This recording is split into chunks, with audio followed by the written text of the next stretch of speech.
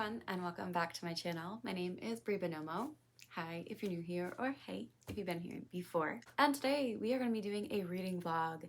It's probably been a whole year since I've done a reading vlog, because the last one I think I did that was dedicated purely was reading my subscribers pick my 2022 TBR. And today we are starting my 2023 TBR. Yes, it's November 19th, and like last year, I decided to wait till the end of the year to start this vlog. I don't know why. I just think because it's like the reason I'm doing this vlog in this picking my TBR is because I clearly have a lot of books, and the longer I hold on to these books and don't read them, the longer I don't want to read them anymore. So I keep putting them off until the end of the year because I don't know if I really want to read them. That should be the sign of me just to get rid of these books, but here we are. So if you remember, I'll link it up above. I asked you guys to pick 5 books based on pairs. So I give 2 books that are kind of similar in like theme or genre, and then I'm like, hey, pick between these 2. And you guys picked these 5. So we are gonna start reading them and get through them. So The Last Policeman is a book that I read the first 2 chapters of so far. It is like a police crime novel slash near apocalypse. It's a weird mashup where like we have a police officer who is trying to solve a murder as like people just don't care anymore because the world is about to get hit by a comet and take us out. So I really like the idea. It's relatively a quick book. It's only about like 200, almost 300 pages, I think. And the reason that you guys picked it is because it was signed. And this one was personalized because I actually met the author in person and signed it. We're starting with this one, you know, as far as what we're gonna read. And then just to kind of briefly remind you guys of what other books there are. We have Blue Tide by Jenna-Lynne Duncan. This is also, actually has nothing to do with it, but I have a signed book plate with this one. This was in a book box. I got this in a book box and years and years and years ago. I don't even know if this author still writes anymore, but this is like a pirate romance, I believe.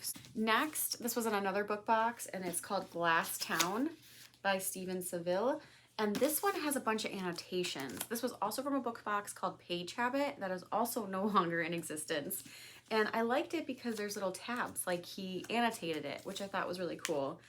There's also like a note about it. Both of these books are literally so hard to find. Obviously I want to read this one in person because I have all the tabs, and this one was, it might have been self-published, and like I said, I don't even know if the author still writes. So these you cannot really find on anything to supplement reading. So like I can't get it from the library or I can't listen to the audio. Then we had Scott Westerfeld's Leviathan, which I already have borrowed from the library. So we are going to be starting with these 2 books simultaneously because I have both of them. I have this one borrowed from the library so I can read it at night on ebook, and then I have this one borrowed from the library so I can listen to the audiobook because it's actually as thick as it looks. The audiobook's only like 10 hours. It's not a big audiobook. So I'm excited. The only thing is, yeah, I was gonna say there are some illustrations in here, which I think is why it's pretty big. So I may like look through the book while we're reading it. And then lastly, you guys picked The Ring and the Crown by Melissa de la Cruz.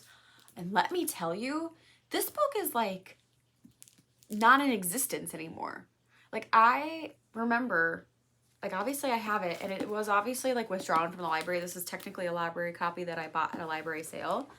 You cannot find this book anymore. Like I went, and I swear that at one point there was an audiobook, but I went on Scribd and Audible.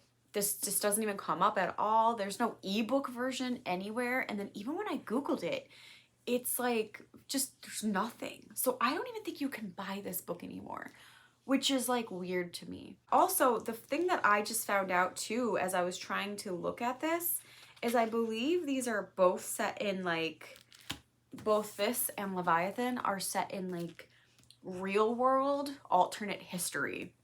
So I hope that, like, this is obviously romance more. It's just gonna be, I don't think I should start this one first with this because I'm probably gonna pick one of these 3 books to read, and I'll be reading 3 books at the same time. So yeah, but I was just really shocked to see that I can't find this book anywhere else on the planet right now.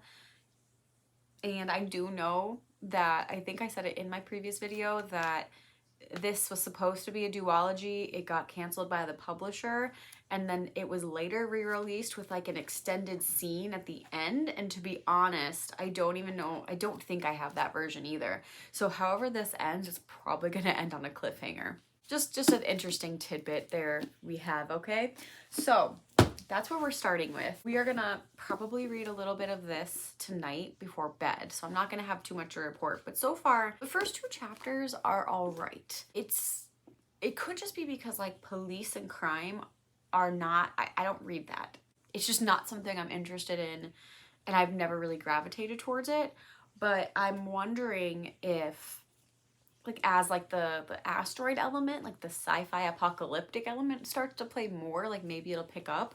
Because obviously, like, how is this, like, what is the connection between the asteroid and the murder? That's what I'm thinking right now, because he's trying to solve a supposed murder, and we have an asteroid hurtling towards Earth. So that is interesting. I'm gonna start Leviathan soon, but I'm actually in the middle of another audiobook, so once I'm done with that, I'll start Leviathan. And I'll check in as I make progress on something, all right? Yeah. Welcome to the vlog. Hi friends. It is Thanksgiving here in the United States, and I have eaten my fill today for sure. So that said, I wanted to quickly update where I've been at in my reading. So I started The Last Policeman, and I did mention that when I first filmed this, and I'm on chapter 4. It's kind of slow going, and truthfully, I don't know where this is going. I'm kind of wondering if like the murder mystery is connected to the asteroid, if there's like some kind of conspiracy, or like if the murdered person, or potentially murdered, because right now nobody believes that he's actually been murdered, just the main character. And like maybe his murder has something to do with like the truth about the asteroid. I don't know, but I only got 3 chapters in. I'm on chapter 4, and I don't know. It's short, and I think I'm going to try to power through it because of that, but I'm not sure how invested I'm going to be, because right now it's not really grabbing me, and I don't know if it's because of the writing style or not. It's just, I don't know. It's just weird. I feel like the author read it much better than it's reading in my head right now. And then before dinner, I also read the first chapter of Blue Tide by Jenna-Lynne Duncan. This is supposed to be like a pirate romance, and it's, I don't know, I guess the author studied Middle Eastern culture, and this is like what the influence for this book is. But the first chapter is fine. Like, it's not poorly written, at least. But I just basically, like, you know, like she has something, like the main character in the first chapter is trying to do something. Like, she's out at the sea to do something, and then she gets picked up by pirates, and the pirate is like, okay, I'm taking you to this guy, like, who I work for. And she's like, no, I need to finish. Like, I can't stay here. I have to go back and do. But she doesn't tell you what she was doing, which I don't really like sometimes, because it's like, okay, well, what were you doing? Just tell us what the stakes are. Unless they suck, you know? So, but she does say something about, like, that she's loyal to the US. So this must be, like, relatively modern times. Because at least the United States was formed then, unless the US means something else. But I thought this was like high fantasy. They're from a place called Serbia. So it's like Serbia, but with 2 I's and a D at the end. And that's made up to my knowledge. So I thought this was high fantasy. But then I said, like I said, they have the US, which to me means the United States, which again, I have a pet peeve of, because if you're introducing something for the first time, like, you got to give us context. I don't know what world this is. So, yeah. The first chapter was just, it was really quick. And this is another one that's only like 300 pages. So I figured I'd start with it first. But I don't know, man. I don't know. So I'm actually reading The Last Policeman on my ebook, like the Libby app, because I was reading it before bed. I'm reading this one in hardcover. And then right now, I am going to start Leviathan on audiobook, because I have this on hold from the library. It came in, and this one's really quick, and I'm not sure how I'm gonna feel about it. Like I said, The Uglies is one of my favorite series, at least it was when I was growing up, so I'm curious to see how this one is gonna be, because this one is also like a alternate history, I think, with like steampunk. So I'm gonna start this and go clean up, but I will again update you guys. But so far, the first 2, I'm just iffy on how I'm gonna feel about it. I don't know if I just feel like I'm gonna hate them or not. Like, I just feel so harsh already judging these books, but maybe this one will be more interesting. Hi guys. It is Tuesday, November 28th, and I just finished my first book, which was Leviathan by Scott Westerfeld. So this book takes place in an alternate history, 1914, when there was the assassination in Sarajevo that started the First World War, and it follows a fake son of the two rulers of the Ottoman Empire. So yeah, it has a lot to do with like Austria-Hungary, Germany, the Brits, like the war that is brimming. And it has a bit of kind of sort of magic, but not really. It's definitely obviously steampunk, you could tell by the look of it, but it contains these like machines that were before their time, as well as these genetically altered beasts that were kind of, again, alternate history where Darwin figured out how to genetically modify well beyond the time that we knew as our history. And as far as the book goes, I think it's solid and it holds up. I think with alternate histories, it's easy to hold up because you're already looking back at history. But this particular story follows a young girl named Darren who is basically wanting to be a pilot, but because she's a girl and she is not allowed in the army, she basically decides to act as a boy and joins the military a little bit younger than normal, faking that she's a 15-year-old boy. And we also follow another young gentleman, like I said, the heir to the empire, who is Alec, but Alec is technically illegitimate because of how they deemed him, so he's not actually supposed to gain anything. Like, he's basically, you know, stripped from all of his titles and stuff like that. And they eventually like meet, and they meet much later in the book than I thought they were going to. And overall, it was a okay story. I'd probably give this about a 3-star, to be honest. I think there's gonna be an audience for this, and I can definitely see why people would like it. It's well written, it can be interesting, but unfortunately for me, it was a little bit boring. I don't know if it's just because like war in history is not my favorite, and I had a hard time sometimes imagining these beasties, as they were called. I also didn't know if they were actually animals at first, and sometimes throughout the story I was questioning, like, are these real animals or are these like machines that look like animals? But then there was a passage where they were like walking in this animal's carcass. So I was like, okay, so these must be like massive animals then, and they are real animals, because the character Alec was like freaking out about the fact that they were inside an animal. Yeah, so it was an interesting take, and I do think it was a good story objectively, but it didn't hit for me. So I really can't give it a low score. I finished it. It was an easy read. Like I said in the book, this book is pretty thick, but there's also like pictures throughout it. So I can easily see like a younger individual who likes history would just really gain something like out of this book. So because of that, I do think I'm going to end up donating this, whether it's going to be to my book club or just one of the free little libraries. This is going to leave my hands, but I'm glad that I started with this because I was really afraid this was going to be a miss and it was going to set the tone for the rest of the video. But overall, not a terrible book, just not my jam.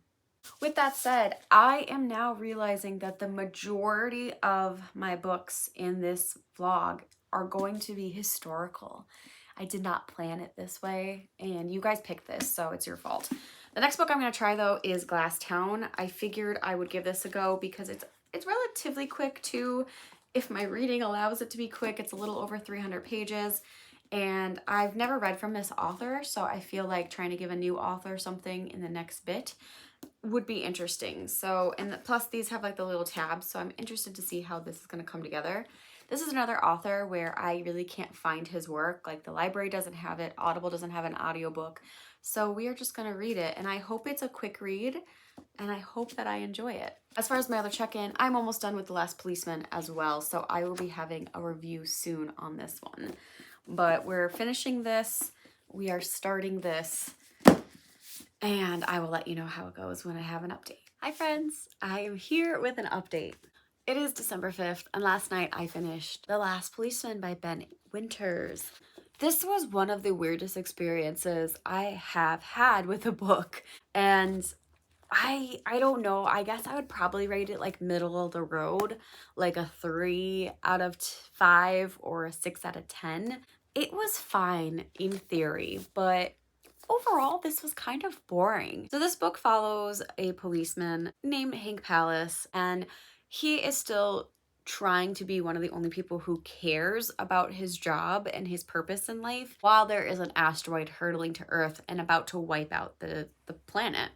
Supposedly, they're either thinking that it's gonna blow up and kill everybody, or they're gonna have an impact winter. So nobody knows exactly what's going on, but everybody is essentially like going into panic mode and freaking out and just starting to not care about their morals. But Detective Palace is still doing his job.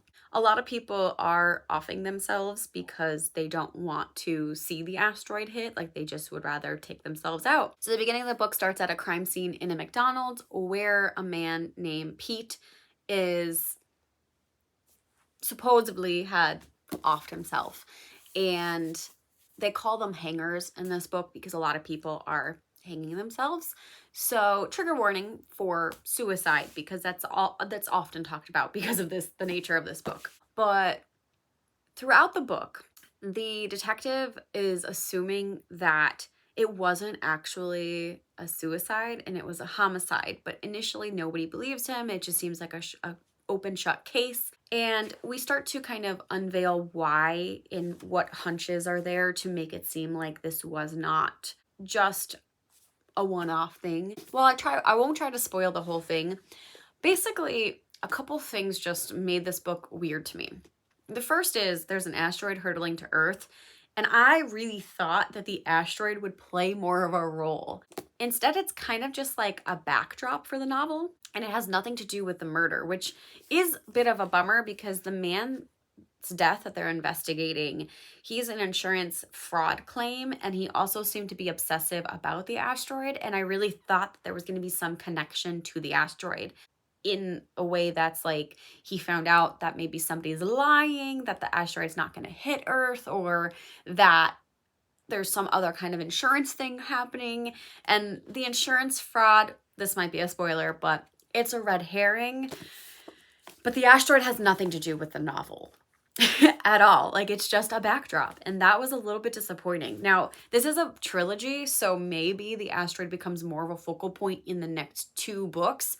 There is a cliffhanger of some sort with the detective's sister and this weird cult-like organization, so there's a potential that that will be a bigger role with that later on. But yeah, I was just a little bit disappointed that the asteroid had no reason to be there.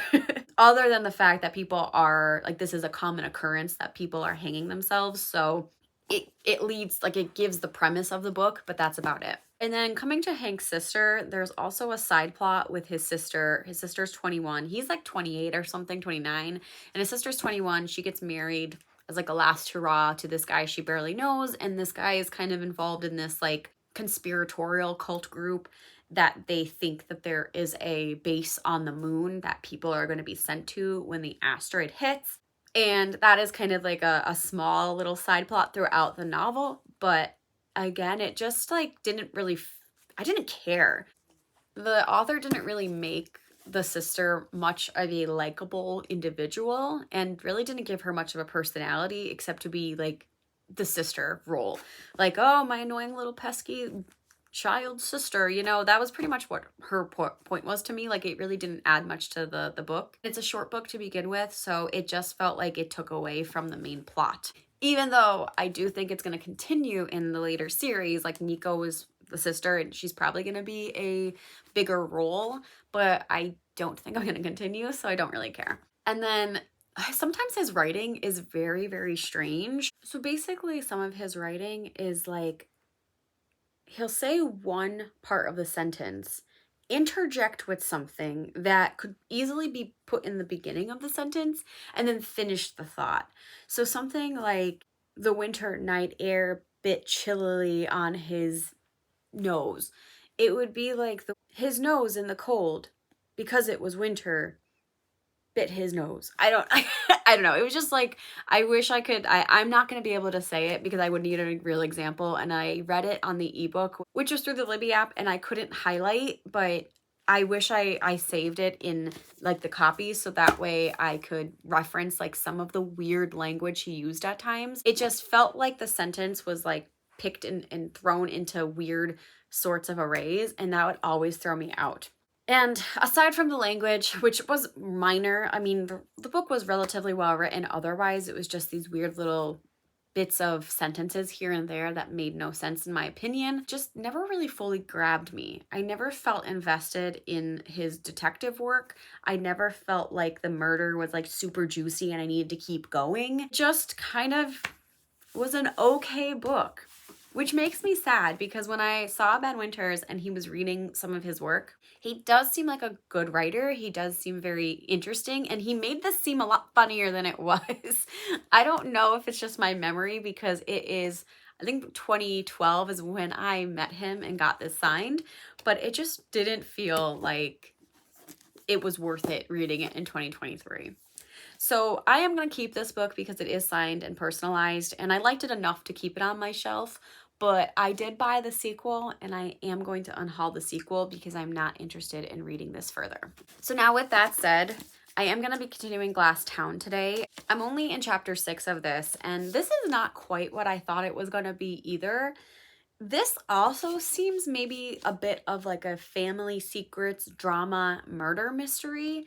And it technically takes place in somewhat present time, but is referencing things that happened in like the golden age of movies, like the 40s. And there seems to be this type of magical world that they keep referencing. The only thing that I'm going to say is there's two things that are super confusing. One, the author is intentionally keeping things vague at times, which is super annoying because I am having a hard time piecing stuff together because of how vague he's being. Like, I kind of know what's going to be told, but like the way he's telling it is super confusing. And second, there are so many people mentioned. Like there needs to be a family tree, and there's not, at least to my knowledge. I don't know. I don't think it's in the back of the book. No. There needs to be a family tree. There are so many family members and generations being mentioned that I have no idea who is who. And I'm just kind of reading it to read it at this point. If it was a little bit clearer, I think it would have been fine. But because I am getting lost and bogged down with all the names, and like he's also doing some weird things where instead of saying like the main character's great-grandfather, he'll be like my father's father.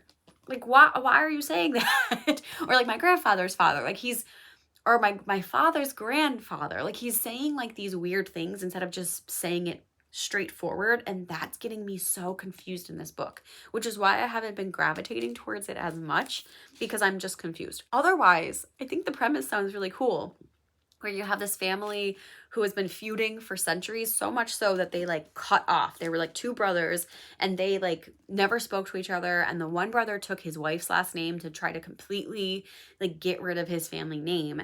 And you don't know why this happened, but it has to do with the fact that they both loved the same woman who was a very big and budding movie actress. I'm pretty sure she's on the cover, and something weird and nefarious happened. So it does sound really cool.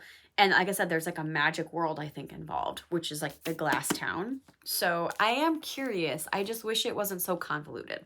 And then I will also probably start tonight, which I think I'm going to buy the ebook so I can read two at the same time, Blue Tide. Now, I did start to read this and I read the first chapter. And the first chapter was fine. It was a little bit vague. I've already mentioned this in this vlog.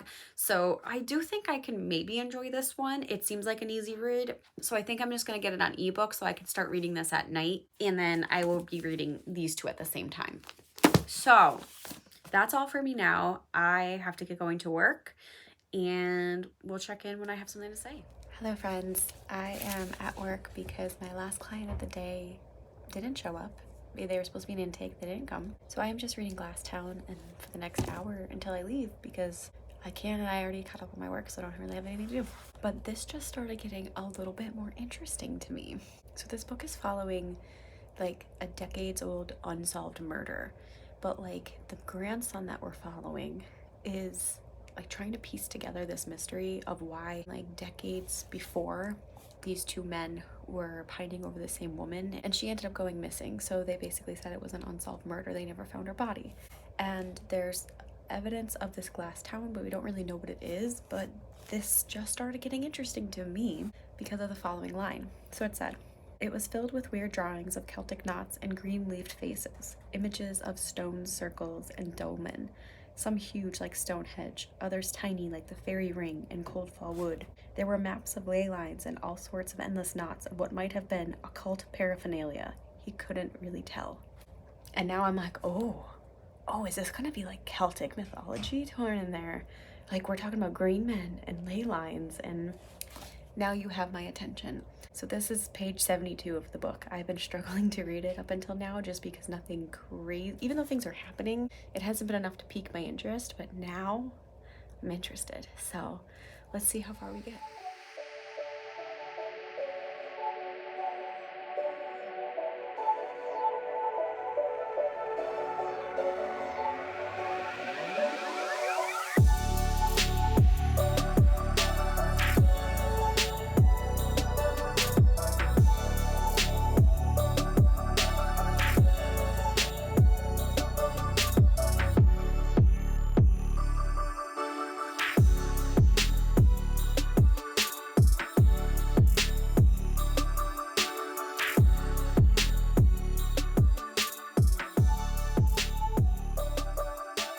Hi guys, it's been a bit since I've updated this vlog. It's also been a bit since I've really had much to say, so let's talk about these books. For the sake of my sanity, this video is not gonna go the way that I thought it was going to go. I really thought I was gonna be able to power through and read all of them like I did last year and be able to report from like start to finish of every book. And that just isn't gonna happen this year. And that could be in part because I started this challenge late with a deadline this year where I knew I wanted to get this video up by mid-December for Vlogmas. However, I don't really think it's the fact that I had a deadline. I think it's the fact that these books are a nightmare to read. So let's talk about them. All right, I'm gonna start with Blue Tide because I am finished with this one, and this is just a very disappointing read. So this book was super confusing, and I have so many opinions on it, and I feel like I'm gonna end up talking so much about this book, but I don't want to do that to you guys, but I think it's gonna happen. So this book is supposed to be a romance with pirates, and I was initially thinking this was like a fantasy world, and that it was like, you know, kind of like an older style fantasy world, kind of like The Daughter of the Pirate King. Like, that's the style I thought this was going to be in. And it also was supposed to have some Middle Eastern rep in it. So I thought it would be, at the very least, it would be an easy book to read through. Even if I didn't really like the romance or like the plot, like at least I would be able to breeze through it. This damn book took me a month to finish. And that is really unlike me, and I feel like if I wasn't doing this video, I probably would have DNF'd it. But stupid me, not only do I have a paperback of this, I also bought the ebook because I needed to just try to get through it. I was so desperate to read this book and finish it on time that I now have 2 copies, and I'm very clearly, if it's not obvious, I'm going to be giving this book away because it's just not it. All right, so the thing about this novel is it is actually like a post-apocalyptic book. This book takes place after the world has flooded, and we don't know why the world's flooded. The only thing we really know is that this scientist, who was kind of like the bad guy of the novel, predicted that the world was going to flood, and he could have stopped it, but instead he capitalized on it and made his own empire after the flooding. Like, he found a safe zone that was going to be free from the flooding, and he made that, and then like everybody else died. It's a very flimsy plot, in my opinion. Like, the fact that we have this like flooded world, and the main character wants to know if anybody actually survived in the Americas. So she was in the US, and her family had taken a vacation to this island called Serbiad, which I'm still not sure if it's a real island or not because I couldn't find anything on Google, which is why I also thought this was fictional, like completely a fantasy world. So her family had went on a vacation, and her dad was like a US ambassador, but he was originally from India, I think, but that's not really clear. He's just Middle Eastern of some undiscernible ancestry, and he doesn't talk about it. So like even though his daughter has like fluency in other languages, like he doesn't talk about his heritage at all. He like completely disowned his heritage. So like she's just American essentially, even though she has some Middle Eastern heritage. And her dad was vacationing with them, and they were vacationing when their home got wrecked. So they were stuck on this island that did not flood, and everybody they knew loved and died essentially back home. And that's like that we kind of start the novel with her trying to build a boat to go back to the US. But like again, context, like we have no idea what this world looks like. We have no idea how it flooded, why it flooded. We don't have like any world building whatsoever. So I'm like, how the fuck is this girl gonna build a boat, like a rowboat, and make it to the United States that she doesn't even know like geography? Like you're just guessing, right? You're just gonna build a boat and run? Like what was your game plan here, kid? She's supposed to be like 17, I think, by the way. So like just very naive, like very naive. Like that is her entire character, is just naivety. And eventually, like apparently, like I don't know, you can fish at night. Like these fish are like their only source of food, so you have to fish at night, but then the pirates come at night. We also don't know why there's pirates. I do not understand after finishing this novel what the pirates were, why the pirates were. Why were there pirates? What were they pillaging? It just doesn't make sense. But anyway, so she gets kidnapped by these pirates when she's trying to escape on her boat to the Americas to see if the Americas are still there and if anybody she knows and loves are still alive. She has no idea. She has no way to communicate with them. And basically, like, she's going to get in her rowboat and probably die because she doesn't have a game plan at all. And pirates kidnap her, so she gets on this boat. And that's where, like, the love story starts, because there's, like, supposed to be an enemies to lovers romance. But, like, one, they're really, like, just mean and nasty to each other for no reason. I mean, I guess this guy is supposed to be a big bad pirate, but like she just absolutely hates him and like doesn't let them explain. Also, the crew's kind of nasty at first too to her, and then changes tunes later on. So they go from being like super mean and nasty and like kind of rapey, to be honest. Like they just gave off really creepy vibes, to like they were her best friend by the end. But there's like no smooth transition. Like we go from one extreme to the other. We're like really creeped out and like scared of the crew. They're best friends. The pirate ship owner, the captain, is really young and hot and sexy, but also a dick. We hate him. We love him. Like, it's just, it's very, everything, like, there's no leading up to it, and there's literally no point to this novel. Nothing is, there's no rhyme or reason for any of it. It's just so bad. It's so poorly written, and I'm just very annoyed that I spent so much time reading this book. I don't even know. I don't have any words. I'm so baffled, guys. I think I had so many other points to talk about, but it's just like my brain has melted trying to read this book this entire time. What did you get scared for? Suki just scared herself off camera, and that was really cute. So we don't really have the world building. We don't know why the floods happened. We don't know why they're trapped there. We don't know why there's pirates. And then like the pirate guy is supposed to be taking her to this guy named Asmodeus. So Asmodeus is like the bad guy. But like, again, we don't really, like, he's the scientist, but like we don't really know like what he cares. Like, why does he have this empire? What is he offering? Like, the character motivations are sorely lacking. The character development is so sorely lacking. And our main character is just so naive and gullible. And one, you are supposed to be an ambassador's daughter, so you should be trained for a lot of this. And she talks about how her dad has prepared her for stuff, and like on the island, they're prepared to fight. So she has training with a katana. But again, like half of this doesn't even come into play, and she sucks at it. Like she literally like, in the book, like they have a fight scene between the captain and her, and he tells her what her flaws are, and she still loses because she's stubborn. But like, she was so confident, like, oh yeah, with a katana I'd wreck you, and then she gets wrecked. So like, she's just kind of like the one and special girl, but also really sucks. Like, she doesn't have a lot of good redeeming qualities, and I kind of can't stand her. I was not enjoying reading her at all. And again, this was just not fun. This was not a fun book.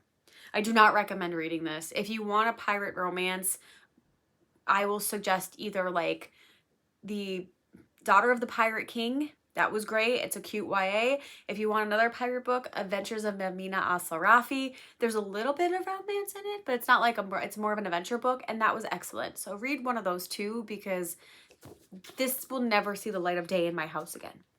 Actually, one last thing before I move on from this. There's a lot of inconsistency in the writing in general. So aside from like the big plot holes and no world building, there's also sections of this book that are just kind of mind-boggling. So for instance, when she's first let out of her captivity on the ship, she has this interaction with a crew member, and the crew member is like, oh, like, have you ever been at sea before? Like, and he very clearly says like, you know, like, how are you today? Kind of proper speaking. And then in the middle of this conversation, all of a sudden, he starts going, well, you know, you don't know what you're doing here. And he's very much talking like you're a pirate. And like in the middle of the conversation just starts throwing out yees and yas.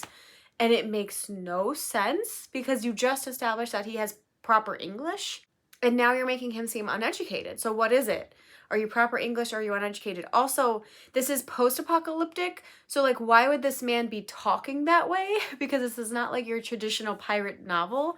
So that was a little bit weird. And then, to get better, and then in the same scene, he ends the conversation going back to proper English with, you better watch out now. Like, you're going to get yourself in trouble. Not you're, not ye, not ya. Just back to you and your. And it made no sense to me. And that's just like one of the many inconsistencies in the writing that there is in this novel. So for that reason and many others, and I'm sure that I'm missing some of the details that I was going to actually wholly talk about, but I didn't like this book. And then moving on to Glass Town. This one I am 50% through. And for the purposes of this video, I am not finishing in the video. I'm DNFing, but I'm not really gonna DNF fully.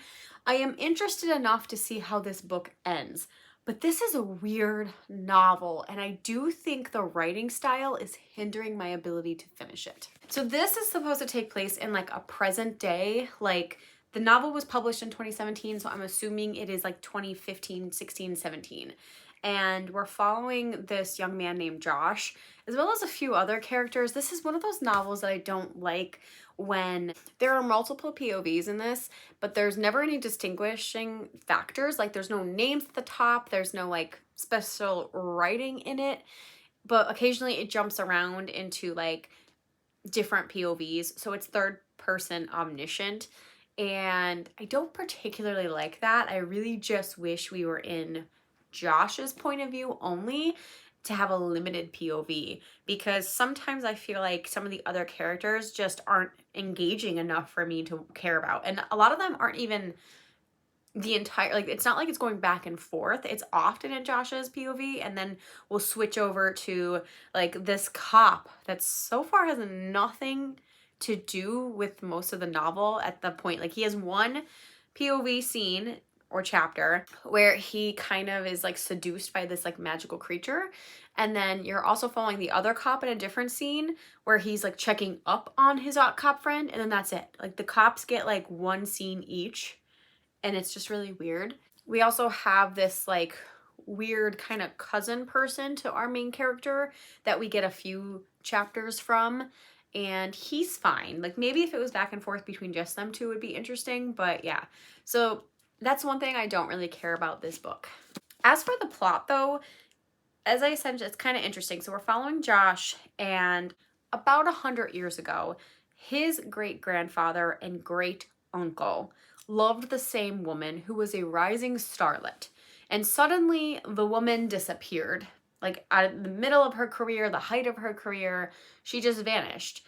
And the two brothers, the uncle, great-uncle and the great-grandfather, hated each other. So the great-grandfather decided to marry this woman's sister and take her last name and completely cut off the Lockwood family, whereas the other one, Seth Lockwood, kind of became more known as a mobster and continued like the Lockwood legacy.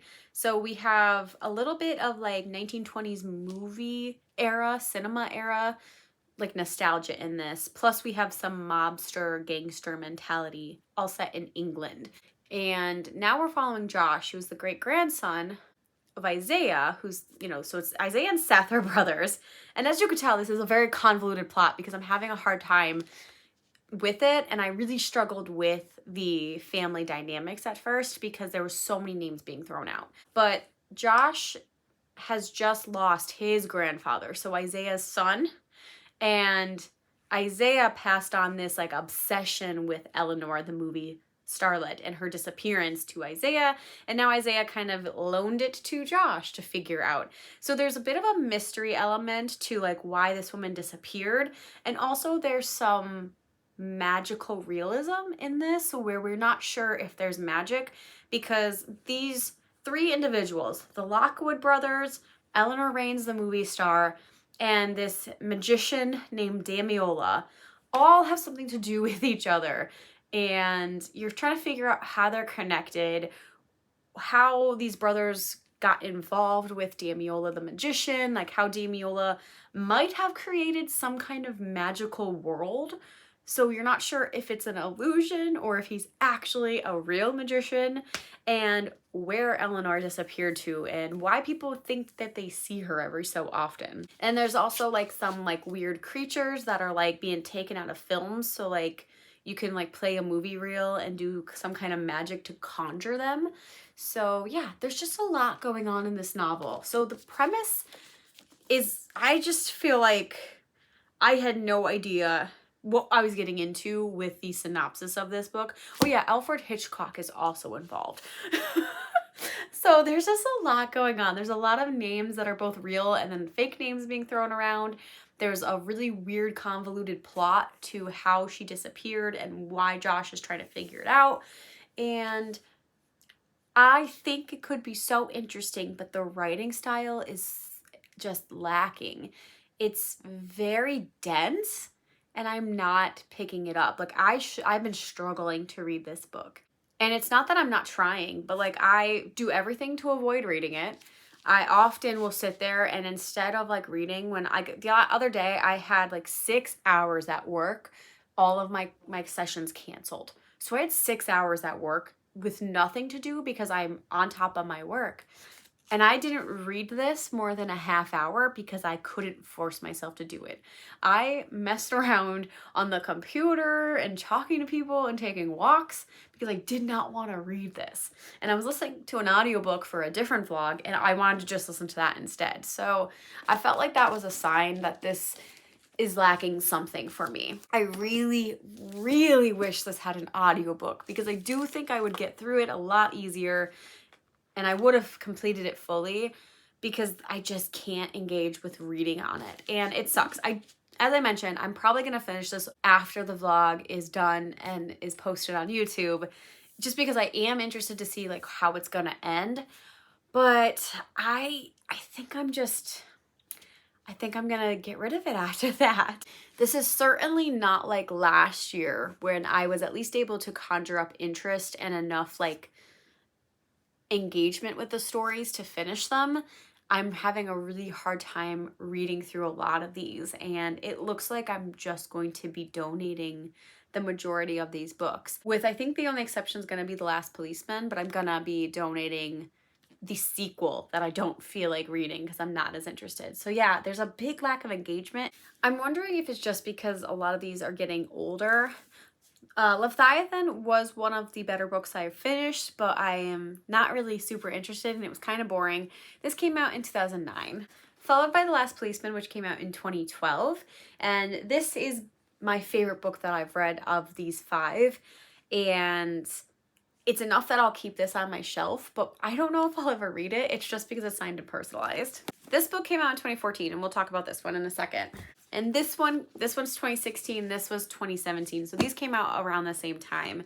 And I don't know what it is, if it has anything to do with the year, but it's just been a big struggle bus to get through these books. I don't really know why. but a lot of it comes down to the writing for me and the way it's written and the lack of drawing me in, despite the fact that some of these have really interesting plots. Now, for The Ring and the Crown, this one has the easiest writing style. In an hour, I read 50 pages or so, and that was with getting disrupted at work. So I do think that this was so far one of the most promising books that I could be reading. But I am gonna say I don't think I'm finishing it for this vlog because I just don't think I'm gonna have time at this point. I knew that ending on this one would probably be easier because I did think the writing style was gonna be more engaging. I like Melissa de la Cruz. I loved Blue Bloods. I love The Witches of East End. I had no idea what this book was about, but I figured I would at least be able to read it. And that's true. The problem with this one, though, is I have no idea what year this one is either. It's very much like Blue Tide again, where I'm like, what year are we in? But it's, again, an alternate history. So now we have, like, magicians. I don't think they're called magicians. They're called Merlins. But there's some kind of magic that can make the queens and kings of the world stay alive for much longer than we previously knew. So the current queen is like very, very, very old.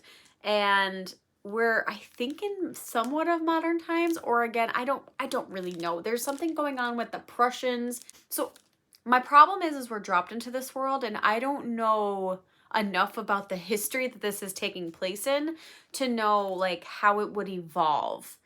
Does that make sense? Like, we're not in, for instance, like this isn't like a war with Prussia. Okay, so this book starts out with like the history of the crown, which is supposed to be like the prelude to be able to understand this. And all it says is like in 1429, the English army and its formidable magicians were led to victory by their Merlin, Emery Murden, defeating Charles the Sixth of France and his dark witch, Jeanne of Arc. Henry the Sixth was crowned King of England and France. So since the 15th century, the sun has never set, and I think we are, okay, it says almost 500 years later. Maybe that would have been helpful, but at almost 500 years later, the 150-year-old Queen Eleanor II is at the end of her reign. So, okay, the problem is like, I don't know anything about history, and I'm just very confused by this. So, like, we should be about, like, I guess we should be around our hometown, like our time, right? So like the 1900s, that's when it is, because America is born. Okay, so this is what I'm getting at. This is such a freaking terrible vlog, jeez. Where the Americas are now involved, okay? So despite the fact that we have magicians and this changed the course of history and we have different queens and kings than we would have had, America is still born, which does seem kind of like an issue. But this is kind of like a magical make-believe world, right? It's alternate history, alternate now-ish, 1900s, whatever. So we have Marie Victoria, who's the queen's daughter. We have Aylwin Murden, who's the daughter of the Merlin that I just mentioned. And then we have a rising American starlet.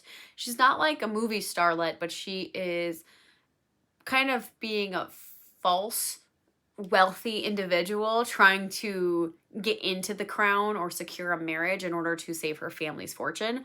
So and that's Isabel of Orleans. So we have like these three females and you're following all of the women, and that's pretty much all I got. I only got 50 pages into this so far. But like I said, the history was just very confusing because I think forgot that this was 500 years in the future. And that means it's like the 1920s to 30s. But look, again, this is alternate history with a different like timeline. So I don't feel like the author is taking into account some of the potential changes that would have made. Especially because when this started, like Columbus hadn't sailed the ocean blue yet. Because this was 1429 when this war happened. He didn't sail till 1492. So yeah, you see what I'm talking about? Especially if we have a different queen of power and everything. Anyway, okay, I'm rambling, but I am intrigued and I am interested in the writing style. I just don't think I'm going to be able to finish this by a day because I need to get this vlog edited and up and going. I pretty much got to finish it by tomorrow in order to give myself enough time to edit and do everything. And I'm probably not going to do that. because I don't know if I'm as interested to like power through this in a night. So I'm not sure what we're gonna do with this one. I don't know if I'm interested enough to read it at all. And as I read more into this series, technically, this was dropped by Melissa de la Cruz's publisher. So there was supposed to be a sequel. The sequel was technically like in its draft stage, and it is up on Kindle Unlimited, I saw.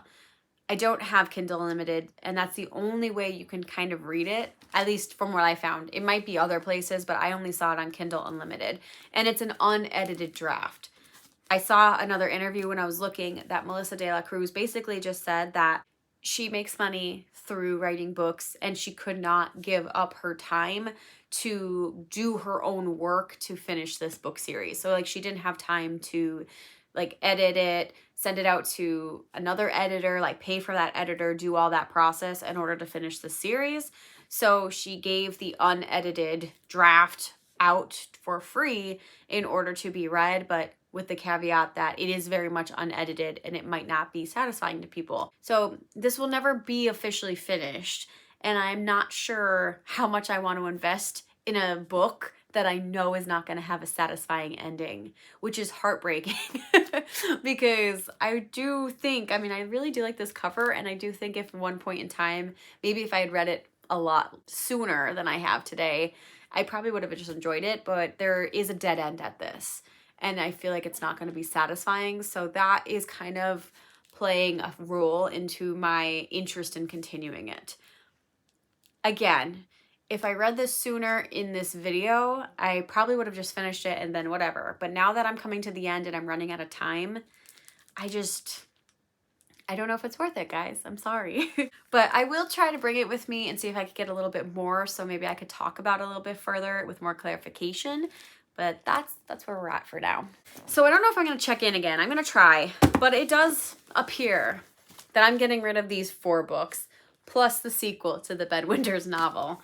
And this was a relatively unsuccessful vlog. I did not find a new favorite. I, in fact, confirmed that keeping books on my shelves for a long time is probably not in my best interest because I'm not liking them.